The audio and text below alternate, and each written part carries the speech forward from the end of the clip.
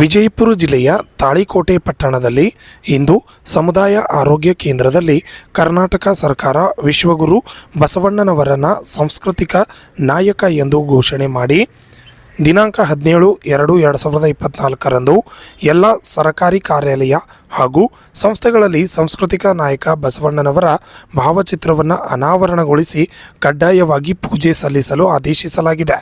ಆದರೆ ತಾಳಿಕೋಟೆ ಪಟ್ಟಣದ ಸಮುದಾಯ ಆರೋಗ್ಯ ಕೇಂದ್ರದಲ್ಲಿ ಯಾವುದೇ ಆಚರಣೆ ಮಾಡದೆ ಬಸವಣ್ಣನವರಿಗೆ ಅಗೌರವ ತೋರಿದ್ದು ಮತ್ತು ಸರ್ಕಾರದ ಆದೇಶವನ್ನು ಪಾಲಿಸದೇ ಇರುವುದು ಕಾನೂನು ಬಾಹಿರವಾಗಿದೆ.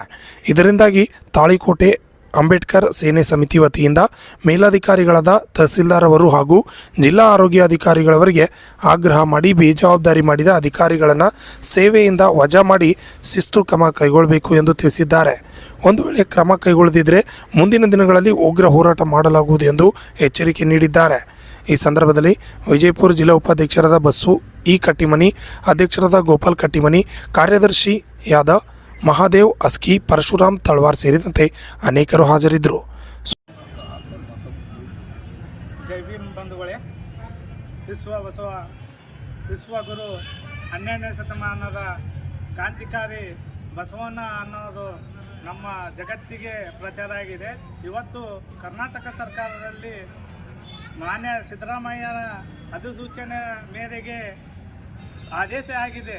ವಿಶ್ವಗುರು ಬಸವಣ್ಣನ ಮೂರ್ತಿ ಫೋಟೋಕ್ಕೆ ಪೂಜೆ ಮಾಡ್ಬೇಕಂತ ಎಲ್ಲ ಸರ್ಕಾರ ಕಾರ್ಯಕ್ರಮಕ್ಕೆ ಎಲ್ಲ ಅಧಿಕಾರಿಗಳಿಗೆ ಆದೇಶ ಇದ್ದರೂ ನಮ್ಮ ತಾಳಿಕೋಟೆ ಪಟ್ಟಣದಲ್ಲಿ ಸಮುದಾಯ ಆರೋಗ್ಯ ಕೇಂದ್ರದಲ್ಲಿ ಪೂಜೆನೇ ಮಾಡಿಲ್ಲ.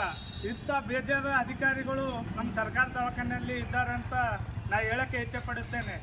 ಯಾಕಂದರೆ ವಿಶ್ವಗುರು ಬಸವಣ್ಣ ಸಮಾನತೆ ಸಾರಿದ್ದಾನೆ. ಎಲ್ಲರಿಗೆ ಅವರು ಫೋಟೋ ಇಟ್ಟು ಪೂಜೆ ಮಾಡೋದು ಕೀಳಾಗಿ ಆಗಿದ್ದಾರೆ ಅಧಿಕಾರಿಗಳು. ಅದಕ್ಕಾಗಿ ಈಗ ಮಾನ್ಯ DHO ಮತ್ತು THOರಿಗೆ ಮಾತಾಡಿದ್ರೆ ಅವರಿಗೆ ಎಲ್ಲ ಗ್ರೂಪ್ನಲ್ಲಿ ಹಾಕೀನಿ ಅಂತಂದ್ರೂ ಅಷ್ಟಾದರೂ ಇಲ್ಲಿ ಹುಕ್ಕೇರಿ ಅನ್ನೋಸೋರು ಆಚರಣೆ ಮಾಡಿಲ್ಲ. ಅದಕ್ಕಾಗಿ ನಾವು ಅಂಬೇಡ್ಕರ್ ಸೇನೆಯಲ್ಲಿದ್ದ ಖಂಡಿಸ್ತೀವಿ.